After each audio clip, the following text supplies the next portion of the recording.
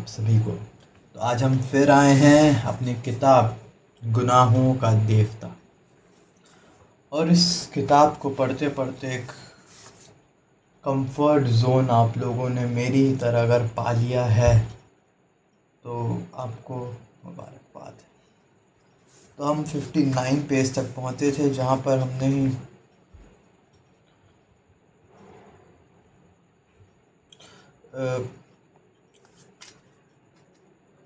हमने देखा था कि कैसे चंदर और सुधा की बातचीत आगे बढ़ रही थी, और लास्ट की कुछ लाइनों से मैं शुरू करता हूँ 59 पेज में। चंदर उसका ऊन कभी नहीं लाकर देता था, बादामी रंग का रेशम मंगाओ तो केसरिया रंग का ला देता, इतने नक्शे बनाता रहता। और सुधा ने हमेशा उससे कहा कि मेज पोश की कोई डिज़ाइन बना दो, तो उसने कभी नहीं बनाई। एक बार सुधा ने बहुत अच्छी वायल कानपुर से मंगवाई और चंदर ने कहा, लाओ यह बहुत अच्छी है, इस पर हम किनारे की डिज़ाइन बना देंगे। और उसके बाद उसने उसमें तमाम पान जैसा जाने क्या बना दिया। और जब सुधा ने पूछा यह क्या है, तो बोला लंका का नक्शा है। जब सुधा बिगड़ी तो बोला, लड़कियों के हृदय में रावण से मेघनाद तक करोड़ों राक्षसों का वास होता है, इसलिए उनकी पेशाक में लंका का नक्शा ज़्यादा सुशोभित होता है। मारे गुस्से से सुधा ने वह धोती अपनी मालिन को दे डाली थी। यह सब बातें तो किसी को मालूम नहीं। उनके सामने तो ज़रा सा कपूर साहब हंस दिए, चार मजाक की बात कर दी, छोटे मोटे उनके काम कर दिए, मीठी बातें कर ली, और सब समझे कपूर साहब तो बिल्कुल गुलाब के फूल हैं। लेकिन कपूर साहब एक तीखे कांटे हैं जो दिन रात सुधा के मन में चुभते रहते हैं। यह तो दुनिया को नहीं मालूम। दुनिया क्या जाने कि सुधा कितनी परेशानी रहती है चंदर की आदतों से। अगर दुनिया को मालूम हो जाए तो कोई चंदर की ज़रा भी तारीफ़ न करे, जब सुधा को ही ज़्यादा अच्छा कहे। लेकिन सुधा कभी किसी से कुछ नहीं कहती, मगर आज उसका मन हो रहा था कि किसी से चंदर की जी भरकर बुराई कर ले तो उसका मन बहुत हल्का हो जाए। चलो बिटिया रानी, तई खा ले, फिर भीतर लेटो। बहिन लेटे का बखत नहीं आवा। सहसा महाराजीन ने आकर सुधा की स्वप्न श्रृंखला तोड़ते हुए कहा, अब हम नहीं खाएंगे, भूख नहीं। सुधा ने अपने सुनहले सपनों में ही डूबी हुई बेहोश आवाज़ में जवाब दिया, खा लो बिटिया, खाए पिए छोड़े से कसस काम चली, आए उठो। महाराजीन ने बड़े दुलार से कहा। महाराजीन सुधा को कह रही कि खा लो बिटिया, बिना खाए पिए कोई काम थोड़ी चलेगा। सुधा पीछा छूटने की कोई आशा न देखते उठ गई और चल दी खाने। कौर उठाते ही उसकी आंख में आंसू छलक आए, लेकिन अपने को रोक लिया उसने। दूसरों के सामने अपने को बहुत शांत रखना आता था उसे। दो और खाने के बाद वह महाराजीन से बोली, आज कोई चिट्ठी तो नहीं आई? नहीं बिटिया, आज तो 2 दिन भर घरे में रहो। महाराजीन ने पराठे उठलते हुए जवाब दिया। काहे बिटिया, बाबूजी कछो नहीं लिखिन तो छोटे बाबू तो लिख देते। अरे महाराजीन, यही तो हमारी जान का रोना है। हम चाहे रो रो कर मर जाएं, मगर न पापा को ख्याल न पापा के शिष्य को। और चंदर तो ऐसे खराब है कि हम क्या करें। ऐसे स्वार्थी हैं, अपने मतलब के ही बस। सुबह शाम आए और हम या पापा न मिले तो आफत डालेंगे। बहुत घूमने लगी हो तुम, बहुत बाहर कदम निकल गया है तुम्हारा। और सच पूछो तो चंदर की वजह से हम सब जगह आना जाना बंद कर दिया, और खुद है कि आज लखनऊ, कल कलकत्ता, और एक चिट्ठी भेजने तक का वक्त नहीं मिलता। अभी हम ऐसा करते हैं तो हमारी जान नोच खाते। और पापा को देखो, उनके दुलार उनके साथ है तो बस, वह और किसी की फिक्र ही नहीं।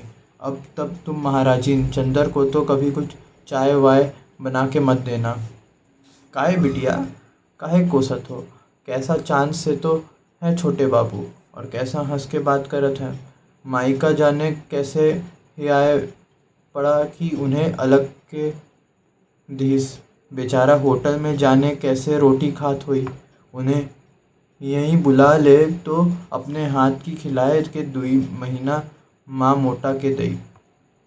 हमें तो से ज़्यादा उसकी ममता लागत है। बताओ, महाराजीन से चंदर की कंप्लेन कर रही थी। महाराजीन उल्टा बोलती कि चंदर तो चांद जैसा है, वहाँ होटल का रोटी तोड़ रहा होगा, यहाँ होता तो मैं अपने हाथ से उसको खिलाती। बीबी जी बाहर एक मेम पूछत हैं, यहाँ कोनो डॉक्टर रहत है? हम कहा नाही। यहाँ तो बाबूजी रहत है, तो कहत है नहीं, यही मकान आए। मालिन ने सहसा आकर बहुत स्वतंत्र स्वरों में कहा। बैठाओ उन्हें, हम आते हैं, सुधा ने कहा और जल्दी जल्दी खाना शुरू किया और जल्दी जल्दी ख़त्म कर दिया। बाहर जाकर उसने देखा तो नील कांटे के झाड़ से टिकी हुई एक बाइसिकल रखी थी और एक ईसाई लड़की लॉन पर टहल रही थी। होगी करीब 24-25 बरस की, लेकिन बहुत अच्छी लग रही थी। कहिए, आप किसे पूछ रही हैं? सुधा ने अंग्रेज़ी में पूछा। मैं डॉक्टर शुक्ला से मिलने आई हूँ, उसने शुद्ध हिंदुस्तानी में कहा। वे तो बाहर गए हैं और कब आएंगे कुछ पता नहीं। कोई ख़ास काम है आपको? सुधा ने पूछा। नहीं, यूं ही मिलने आ गई। आप उनकी लड़की हैं? उसने साइकिल उठाते हुए कहा। जी हाँ, लेकिन आप अपना नाम तो बताती जाइए। मेरा नाम कोई महत्वपूर्ण नहीं, मैं उनसे मिल लूँगी। और हाँ, आप उसे जानती हैं, मिस्टर कपूर को? हाँ, आप पम्मी हैं, मिस डिक्रूज़? सुधा को एकदम ख्याल आ गया। आइए आइए, हम आपको ऐसे नहीं जाने देंगे, चलिए बैठिए। सुधा ने बड़ी बेतकल्लुफ़ी से उसकी साइकिल पकड़ ली। अच्छा अच्छा, चलो, कहकर पम्मी जाकर ड्राइंग रूम में बैठ गई। मिस्टर कपूर रहते कहाँ हैं? पम्मी ने बैठने से पहले पूछा। रहते तो वे चौक में हैं, लेकिन आजकल तो वे भी पापा के साथ बाहर गए हैं। वे तो आपकी एक दिन बहुत तारीफ़ कर रहे थे, बहुत तारीफ़। इतनी तारीफ़ किसी लड़की की करते तो हमने सुना नहीं। सचमुच? पम्मी का चेहरा लाल हो गया। वह बहुत अच्छे हैं, बहुत अच्छे। थोड़ी देर पम्मी चुप रही, फिर बोली। क्या बताया था उन्होंने हमारे बारे में? ओहो, तमाम। एक दिन शाम को तो हम लोग आप ही के बारे में बातें करते रहे। आपके भाई के बारे में बताते रहे, फिर आपके काम के बारे में बताया कि आप कितना तेज़ टाइप करती हैं, फिर आपकी रुचियों के बारे में बताया कि आपको साहित्य में से शौक़ नहीं है और आप शादी के बेहद नफ़रत करती हैं। आप ज़्यादा मिलती जुलती नहीं, बाहर आती जाती नहीं, और मिस डिक्रूज़ न, आप पम्मी कहिए मुझे। हाँ, तो मिस पम्मी, शायद इसलिए आप उसे इतनी अच्छी लगी कि आप कहीं आती जाती नहीं। वह लड़कियों का आना जाना और आज़ादी बहुत नापसंद करता है, सुधा बोली। नहीं, वह ठीक सोचता है, पम्मी बोली। मैं शादी और तलाक के बाद इसी नतीजे पर पहुंची कि 14 बरस से 34 बरस तक लड़कियों को बहुत शासन में रखना चाहिए, पम्मी ने गंभीरता से कहा। एक ईसाई मेम के मुंह से यह बात सुनकर सुधा दंग हो गई। क्यों? उसने पूछा। इसलिए कि उस उम्र में लड़कियां बहुत नादान होती हैं, और जो कोई भी चार मीठी बातें करता है तो लड़कियां समझती है कि इससे ज़्यादा प्यार उन्हें कोई नहीं करता।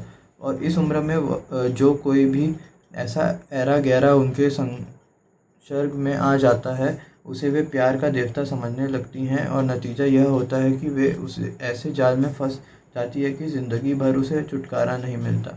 मेरा तो यह विचार है कि या तो लड़कियां 34 बरस के बाद शादियां करें जब वे अच्छा बुरा समझने के लायक हो जाएं, नहीं तो मुझे तो हिंदुओं का कायदा सबसे ज़्यादा पसंद आता है कि 14 वर्ष के पहले ही लड़की की शादी कर दी जाए और उसके बाद उसका संसर्ग उसी आदमी से रहे जिससे ज़िंदगी भर निभाह करना है, और अपने विकास क्रम से दोनों ही एक दूसरे को समझते चले। लेकिन यह तो सबसे भद्दा तरीका है कि 14 और 34 बरस के बीच में लड़कियां की शादी हो या उसे आज़ादी दी जाए। मैंने तो स्वयं अपने ऊपर बंधन बांध लिए थे। तुम्हारी तो शादी अभी नहीं हुई? नहीं। बहुत ठीक, तुम 34 बरस के पहले शादी मत करना। अच्छा हाँ, और क्या बताया चंदर ने मेरे बारे में? और तो कुछ खास नहीं। हाँ, यह कह रहे थे आपको चाय और सिगरेट बहुत अच्छी लगती है। ओहो, देखिए, मैं भूल ही गई। लीजिए, सिगरेट मंगवाती हूँ। और सुधा ने घंटी बजाई। रहने दीजिए, मैं सिगरेट छोड़ रही हूँ। क्यों? इसीलिए कि कपूर को अच्छा नहीं लगता और अब वह मेरा दोस्त बन गया है, और दोस्ती में एक दूसरे से निभाह ही करना पड़ता है। उसने आपसे यह नहीं बताया कि मैंने उसे दोस्त मान लिया है? पम्मी ने पूछा। जी हाँ, बताया था। अच्छा, तो चाय लीजिए। हाँ हाँ, चाय मंगवा लीजिए। आपका कपूर से क्या संबंध है? पम्मी ने पूछा। कुछ नहीं, मुझसे भला क्या संबंध होगा उनका? जब देखिए तब बिगड़े रहते हैं मुझ पर, और बाहर गए हैं और आज तक कोई खत नहीं भेजा है। ये कहीं संबंध है? नहीं, मेरा मतलब आप उनसे घनिष्ठ हैं? हाँ, अभी कुछ वह छिपाते तो नहीं मुझसे कुछ, क्यों? तब तो ठीक है, सच्चे दिल के आदमी मालूम पड़ते हैं।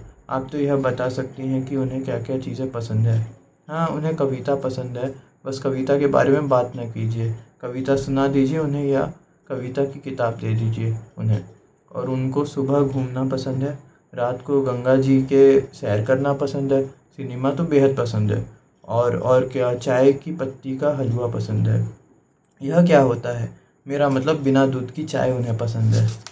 अच्छा अच्छा, देखिए, आप सोचेंगे कि मैं इस तरह से मिस्टर कपूर के बारे में पूछ रही हूँ जैसे कि कोई जासूस हूँ। लेकिन असल बात मैं आपको बता दूँ, मैं पिछले 2-3 साल से अकेली रही, किसी से भी नहीं मिलती जुलती। उस दिन मिस्टर कपूर गए तो पता नहीं क्यों मुझ पर प्रभाव पड़ा।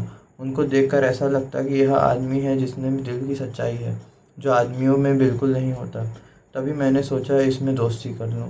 लेकिन चूंकि एक बार दोस्ती करके विवाह और विवाह के बाद अलगाव मैं भोग चुकी हूँ, इसलिए इनके बारे में पूरी जांच पड़ताल कर लेना चाहती हूँ। लेकिन दोस्त अब बना ही चुकी हूँ। चाय आ गई थी और पम्मी ने सुधा के प्याले में चाय डाली। न, मैं तो अभी खाना खा चुकी हूँ, सुधा बोली। पम्मी ने 2-3 चुस्कियाँ के बाद कहा, आपके बारे में चंदर ने मुझसे कहा था।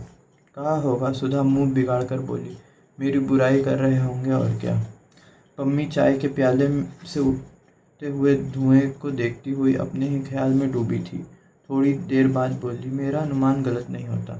मैंने कपूर को देखते ही समझ लिया था कि यही मेरे लिए उपयुक्त मित्र है। मैंने कविता पढ़नी बहुत दिनों से छोड़ दी, लेकिन किसी कवयित्री ने, शायद मिसेस ब्राउनिंग ने कहीं लिखा था कि वह मेरी ज़िंदगी में रोशनी बनकर आया।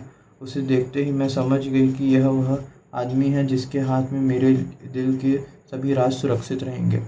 वह खेल नहीं करेगा और प्यार भी नहीं करेगा। ज़िंदगी में आकर भी ज़िंदगी से दूर और सपनों में बंद कर भी सपनों से अलग। यह बात कपूर पर बहुत लागू होती है। माफ़ करना मिस सुधा, मैं आपको इसलिए कह रही हूँ कि आप इनकी घनिष्ठ हैं और आप उन्हें बतला देंगी कि मेरा क्या ख्याल है उनके बारे में। अच्छा, मैं अब चलूँगी। बैठिए ना, सुधा बोली। नहीं, मेरा भाई अकेला खाने के लिए इंतज़ार कर रहा होगा, उठते हुए पम्मी ने कहा। आप बहुत अच्छी हैं, इस वक्त आप आई तो मैं थोड़ी सी चिंता भूल गई, और वरना मैं 3 दिन से उदास थी।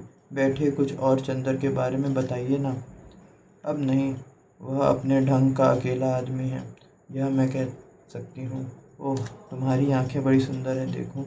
और छोटे बच्चे की तरह उसके मुंह को हथेलियों से ऊपर उठाकर पम्मी ने कहा, बहुत सुंदर आंखें हैं। माफ़ करना, मैं कपूर से भी इतनी ही बेतकल्लुफ़ हूँ। सुधा झेंप गई, उसने आंखें नीची कर ली। पम्मी ने अपने साइकिल उठाते हुए कहा, कपूर के साथ आप आइएगा। और अब आपने कहा था कपूर को कविता पसंद है। जी हाँ, गुड नाइट। जब पम्मी बंगले पर पहुंची तो उसकी साइकिल के करियर में अंग्रेज़ी कविता के 5-6 ग्रंथ बंधे थे। 8 बज चुके थे। सुधा जाकर अपने बिस्तरे पर लेटकर पढ़ने लगी। अंग्रेज़ी कविता पढ़ रही थी। अंग्रेज़ी लड़कियां कितनी आज़ाद और स्वच्छंद होती होंगी। जब पम्मी, जो ईसाई है, इतनी आज़ादी है, उसने सोचा। और पम्मी कितनी अच्छी है, उसकी बेतकल्लुफ़ी में भोलापन तो नहीं है, पर सरलता बेहद है। बड़ा साफ दिल है, कुछ छिपाना नहीं जानती, और सुधा से सिर्फ 5-6 साल बड़ी है, लेकिन सुधा उसके सामने बच्ची लगती है। कितना जानती है पम्मी, और कितनी अच्छी समझ है उसकी। और चंदर की तरफ तारीफ़ करते नहीं थकती। चंदर के लिए उसने सिगरेट छोड़ दी। चंदर उसका दोस्त है, इतनी पढ़ी लिखी लड़की के लिए रोशनी का देवदूत है। सचमुच चंदर पर सुधा को गर्व है, और उसी चंदर से वह लड़ झगड़ लेती है, इतनी मान मनुहार कर लेती है, और चंदर सब बर्दाश्त कर लेता है। वरना चंदर के इतने बड़े बड़े दोस्त हैं और चंदर की इतनी इज्जत।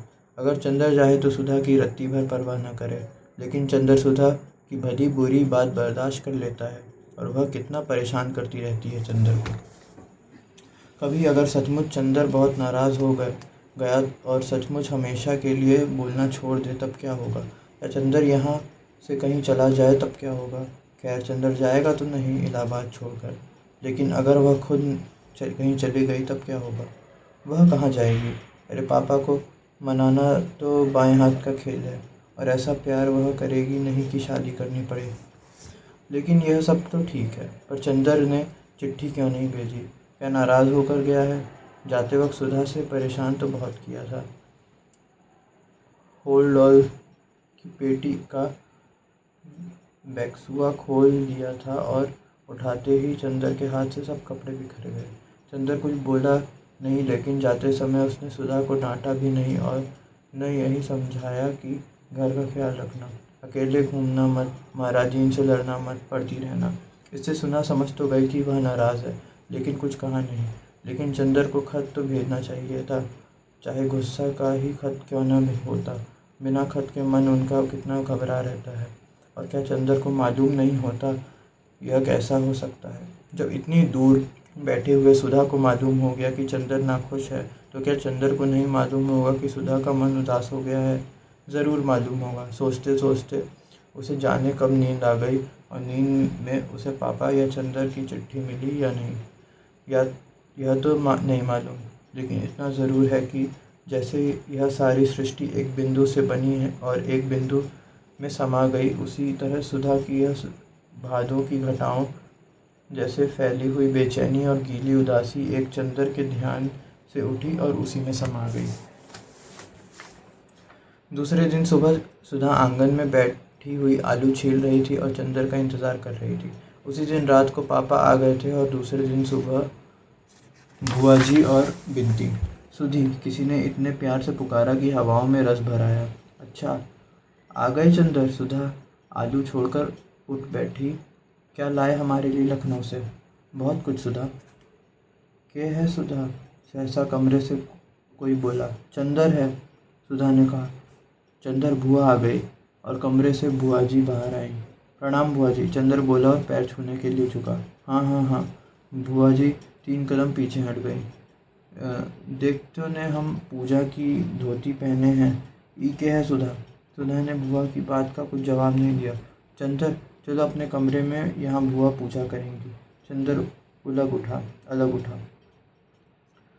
बुआ ने हाथ के पंचपात्र से वहाँ पानी छिड़का और ज़मीन फूंकने लगी। सुधा, बिनती को भेज दो, बुआ जी ने धूपदानी में महाराजीन से कोयला लेते हुए कहा। सुधा अपने कमरे में पहुंचकर चंदर को खाट पर बिठाकर नीचे बैठ गई। अरे ऊपर बैठो। नहीं, हम यहीं ठीक है, कहकर वह बैठ गई और चंदर की पैंट पर पेंसिल से लकीरें खींचने लगी। अरे यह क्या कर रही हो? चंदर ने पैर उठाते हुए कहा। तो तुम इतने दिन क्यों लगाए? सुधा ने दूसरे पाइंचे पर पेंसिल लगाते हुए कहा। अरे बड़ी आफत में फंस गए थे सुधा। लखनऊ से हम लोग गए बरेली। वहाँ एक उत्सव में हम लोग भी गए और एक मिनिस्टर भी पहुँचे। कुछ सोशलिस्ट, कम्युनिस्ट और मज़दूरों ने विरोध प्रदर्शन किया। फिर तो पुलिस वालों और मज़दूरों ने जमकर लड़ाई हुई। वह तो कहो, एक बेचारा सोशलिस्ट लड़का था, कैलाश मिश्रा, उसे हम लोगों की जान बचाई, वरना पापा और हम दोनों की ही अस्पताल में होते। अच्छा, पापा ने हमें कुछ बताया नहीं? सुधा घबराकर बोली और बड़ी देर तक बरेली, उपद्रव और कैलाश मिश्रा की बात करती रही। अरे यह बाहर गा कौन रहा है? चंदर ने सहसा पूछा। बाहर कोई गाता हुआ आ रहा था। आंचल में क्यों बांध लिया मुझ परदेसी का प्यार, आंचल में क्यों? और चंदर को देखते ही उस लड़की ने चौंक कर कहा। अरे! क्षण भर स्तंभ और फिर शर्म से लाल होकर भागी बाहर। अरे भागती क्यों हो? यही तो है चंदर, सुधा ने कहा। लड़की बाहर रुक गई और गर्दन हिलाकर इशारे से कहा, मैं नहीं आऊँगी, मुझे शर्म लगती है। अरे चलिए आ, देखो हम अभी पकड़ लाते हैं, बड़ी झक्की है यह, कहकर सुधा उठी। वह फिर भागी। सुधा पीछे पीछे भागी। थोड़ी देर बाद सुधा अंदर आई तो सुधा के हाथ में उस लड़की की चोटी, और वह बेचारी बुरी तरह अस्त व्यस्त थी।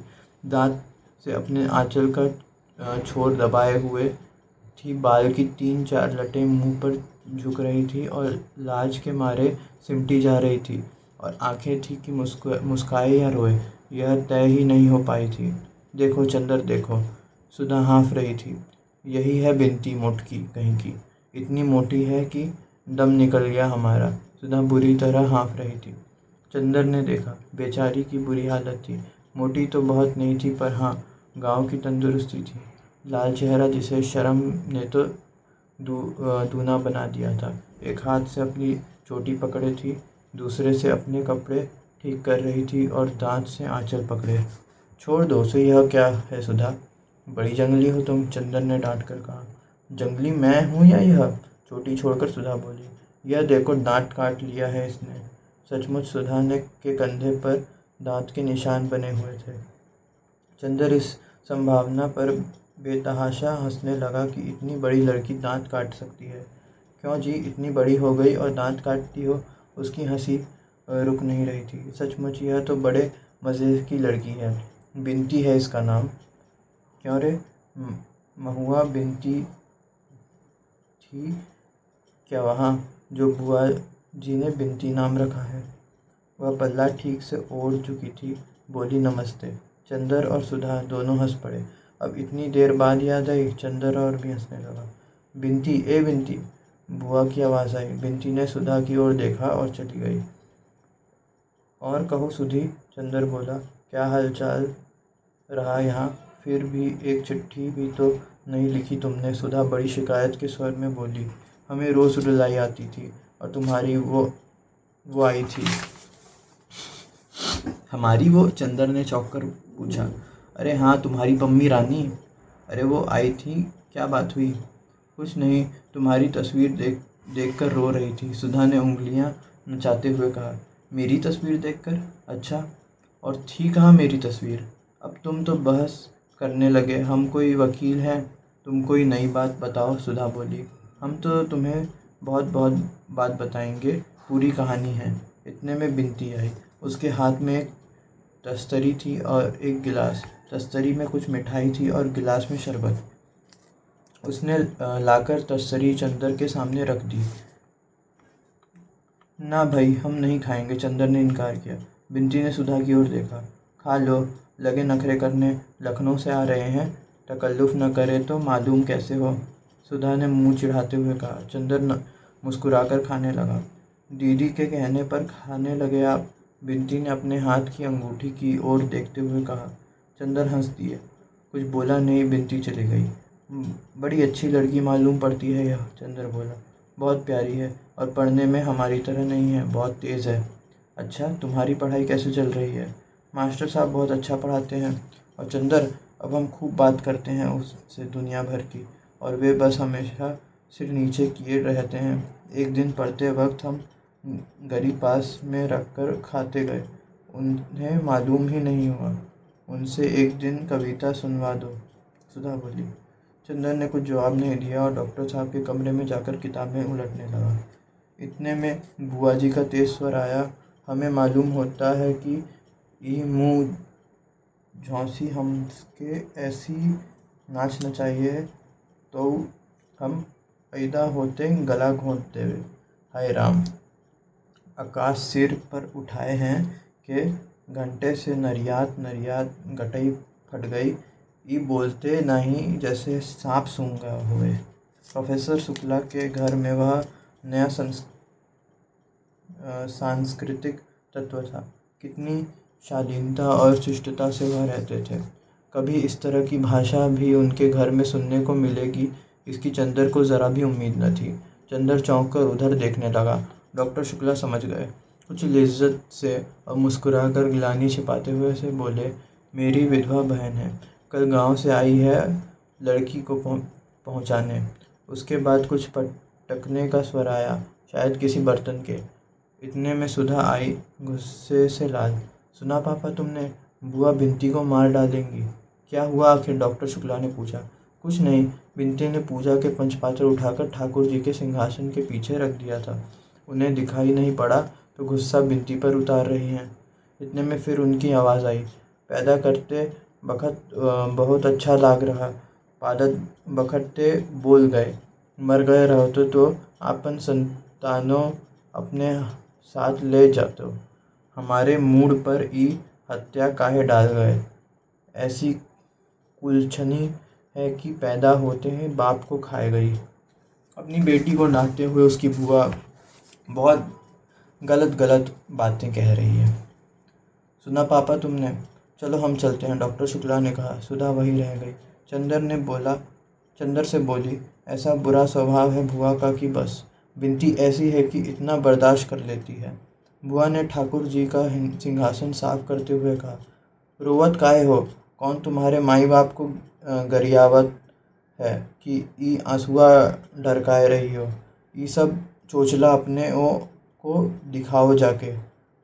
2 महीना और है, अबहिन से उधियानी न जाओ। अब अभद्रता सीमा पार कर चुकी थी। बिनती, चलो कमरे के अंदर, हटो सामने से, डॉक्टर शुक्ला ने डांट कर कहा। अब ये चरखा बंद होगा या नहीं? कुछ शर्म हया है या नहीं तुम्हें? बिनती सिसकते हुए अंदर गई। स्टडी रूम में देखा कि चंदर है तो उल्टे पांव लौट आई सुधा के कमरे में और फूट फूट कर रोने लगी। डॉक्टर शुक्ला लौट आए। अब हम ये सब करें कि अपना काम करें। अच्छा, कल से घर में महाभारत मचा रखा है। कब जाएंगी ये सुधा? कल जाएंगी पापा। अब बिनती को कभी मत भेजना इसके पास। सुधा ने गुस्से भरे स्वर में कहा। अच्छा जाओ, हमारा खाना परसो। चंदर, तुम अपना काम यहाँ करो। यहाँ शोर ज़्यादा हो तो तुम लाइब्रेरी में चले जाना, आज भर की तकलीफ़ है। चंदर ने अपनी कुछ किताबें उठाई और उसने चला जाने ही ठीक समझा। सुधा खाना परोसने चली गई। बिनती ने रो रोकर और तकिए पर सिर पटक कर अपनी ऊँटा और दुख उतार रही थी। बुआ घंटी बजा रही थी। दबी ज़बान जाने क्या बकती जा रही थी। यह घंटी के भक्ति भावना भरे मधुर स्वर में सुनाई नहीं देता था। लेकिन बुआ जी दूसरे दिन गई नहीं। जब 3-4 दिन बाद चंदर गया तो देखा बाहर के सेहन में डॉक्टर शुक्ला बैठे हुए हैं और दरवाज़ा पकड़कर बुआ जी खड़ी बातें कर रही है। लेकिन इस वक्त बुआ जी काफ़ी गंभीर थी और किसी विषय पर मंत्रणा कर रही थी। चंदर के पास पहुंचने पर फौरन वे चुप हो गई और चंदर की ओर सशंकित नेत्रों से देखने लगी। डॉक्टर शुक्ला बोले, आओ चंदर, बैठो। चंदर बगल की कुर्सी खींचकर बैठ गया तो डॉक्टर शुक्ला बुआ जी से बोले, हाँ हाँ, बात करो। अरे ये तो घर के आदमी हैं, इनके बारे में सुधा ने नहीं बताया तुम्हें?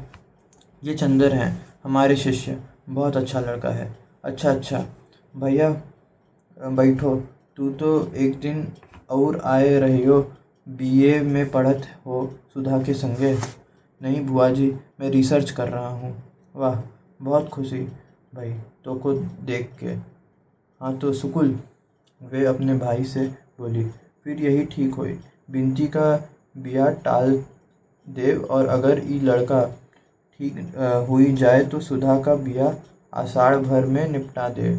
अब अच्छा नहीं लागत है। ठूँठ ऐसी बिटिया सूनी मांग लिए छर्रावा करत है एहर ओहर। बुआ बोली, हाँ ये तो ठीक है। डॉक्टर शुक्ला बोले, मैं खुद सुधा का ब्याह अब टालना नहीं चाहता। बीए तक की शिक्षा काफ़ी है, वरना फिर हमारी जाति में तो लड़के नहीं मिलते। लेकिन ये जो लड़का तुम बता रही हो, तो घर वाले कुछ ऐतराज़ तो नहीं करेंगे? और फिर लड़का तो हमें अच्छा लगा, लेकिन घर वाले पता नहीं कैसे हों। अरे तो घर वाला से का करेगा का है तो को? लड़का तो अलग है, अपने आप पढ़ रहा है, और लड़की अलग रही है। न सास का डर, न ननद की धौंस। हम पत्री मंगवावे दे हैं, मिलवाए ले। मतलब सुधा की शादी का मतलब निमंत्रण लेकर आई हैं बुआ कि एक लड़का है जिससे सुधा की शादी ये करवाना चाहती हैं। और डॉक्टर शुक्ला भी काफ़ी उत्तीर्ण लग रहे हैं कि हाँ, अब और टालना सही नहीं, बीए हो जाए सुधा का, फिर उसकी शादी करा देंगे।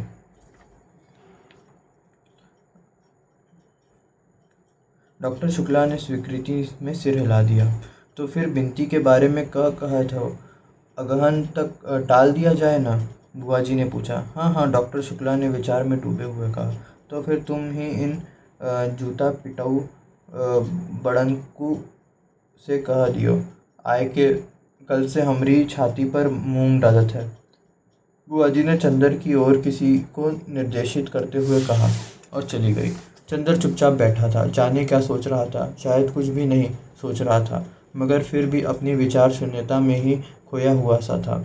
जब डॉक्टर शुक्ला उसकी ओर मुड़े और कहा, चंदर, तो वह एकदम से चौंक गया और जाने किस दुनिया से लौट आया। डॉक्टर साहब ने कहा। अरे तुम्हारी तबीयत खराब है क्या? नहीं तो, एक फीकी हंसी चंदर ने कहा। तो मेहनत बहुत कर रहे होगे। कितने अध्याय लिखे अपनी थीसिस के? अब मार्च ख़त्म हो रहा है और पूरा अप्रैल तुम्हें थीसिस टाइप करने में लगेगा और मई में हर हालत में जमा हो जाना चाहिए। जी हाँ, बड़े थके स्वर में चंदर ने कहा। 10 अध्याय हो ही गए हैं। 3 अध्याय और होने हैं और अनुक्रमणिका बनानी है। अप्रैल के पहले सप्ताह तक ख़त्म ही हो जाएगा।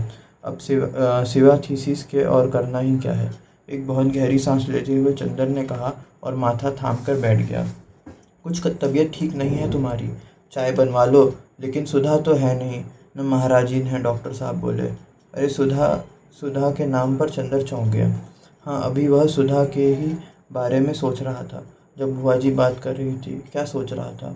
देखो, उसने याद करने की कोशिश की पर कुछ याद ही नहीं आ रहा था। पता नहीं क्या सोच रहा था, पता नहीं था। कुछ सुधा के ब्याह की बात हो रही थी शायद। क्या बात हो रही थी? कहाँ गई है सुधा? चंदर ने पूछा। आज शायद साबिर साहब के यहाँ गई है। उनकी लड़की उसके साथ पढ़ती है ना। वह गई है बिनती के साथ। अब इम्तिहान को कितने दिन रह गए हैं? अभी घूमना बंद नहीं हुआ उनका? नहीं, दिन भर पढ़ने के बाद उठी थी। उसके भी सिर में दर्द था, चली गई। घूम फिर लेने दो बेचारी को, अब तो जा ही रही है, डॉक्टर शुक्ला बोले एक हंसी के साथ जिसमें आंसू छलक पड़ते थे। कहाँ तय हो रही है सुधा की शादी? बरेली में। अब उसकी बुआ ने बताया है, जन्म पत्री दी है, मिलवा लो। फिर तुम ज़रा सब बातें देख लेना। तुम तो थीसिस में व्यस्त रहोगे। मैं जाकर लड़का देखाऊंगा। फिर मई के बाद जुलाई तक सुधा का ब्याह कर देंगे। तुम्हें डॉक्टरेट मिल जाए और यूनिवर्सिटी में जगह मिल जाए। बस हम तो लड़का लड़की दोनों से फारिग। डॉक्टर शुक्ला बहुत अजब से स्वरों में बोले। तो हमने 71 पेज नंबर तक पढ़ लिया है। तो 10-11 पेज शायद हमने पढ़ा और इसमें हमने काफ़ी कुछ जाना कि सुधा की शायद शादी होने वाली है। और चंदर थोड़ा कंफ्यूज, थोड़ा ऑकवर्ड सा हो गया जब भुआ और शुक्ला जी की बात चल रही थी उसकी शादी को लेकर। बिनती की शादी जो है थोड़ी टाल दी गई है सुधा की शादी की वजह से। बाकी आगे हम देखेंगे कि क्या होता है कहानी में। बहुत ही रोचक तरीके से कहानी आगे बढ़ रही है और मैं चाहता हूँ कि आप मेरे साथ जुड़े रहिए। 70 पेज नंबर तक हमने 6 वीडियो में कवर कर लिया है। आगे भी कर लेंगे। वीडियो कितने बनेंगे कितने नहीं, बात ये नहीं है। कहानी पूरी होगी और आगे और इंटरेस्टिंग टर्न्स एंड ट्विस्ट आने वाले हैं जो कि हमें काफ़ी गंभीर और काफ़ी सोचने में मजबूर कर देंगे। तो हमसे जुड़े रहिए आगे की कहानी के लिए। धन्यवाद।